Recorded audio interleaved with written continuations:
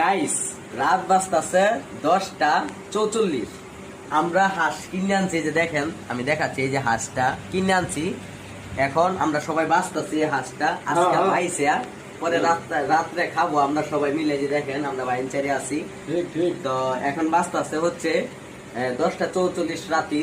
তাহলে বুঝেন এই হাঁস বাঁচতাছি, বাঁচবো, পেঁয়াজ কাটবো, সবকিছু করে ভাত রান্না করবো, তারপরে খাবো।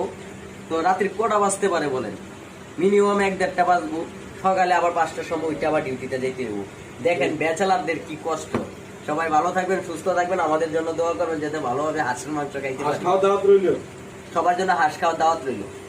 আমাদের মাংস খাওয়া হচ্ছে ইনশাআল্লাহ, হাঁসের মাংস আজকে খাবো সবাই মিলে। এই যে তেল, মরিচ, রসুন, কাঁচামরিচ সব দিয়ে দিয়েছি। এটা গরম হবে, তারপরে আবার দেব সব কিছু। হাঁসের মাংস রান্না হচ্ছে। এখন আমরা তরকারি বসাই দিছি, তো ইনশাল্লাহ একটু পরে পানি দিয়ে দিব, তারপর আমাদের তরকারিটা কষানো হয়ে যাবে। গাইস আমাদের অলরেডি হাঁসের মাংস রান্না শেষ হয়ে গেছে, তো ইনশাল্লাহ আমরা এখন খেতে পারবো। আমাদের রান্না শেষ, তো আমরা এখন হাঁসের মাংস খাওয়া স্টার্ট করব। তো কিভাবে খাবো এই ভিডিওটা দিব না, কেননা আপনাদেরকে এই ভিডিওটা দিলে আপনারা মুখের পানি ধরে রাখতে পারবেন না, এর জন্য দেখাচ্ছি না। তো সবাই আমরা হাঁসের মাংস খাবো, আপনারা চলে আসেন।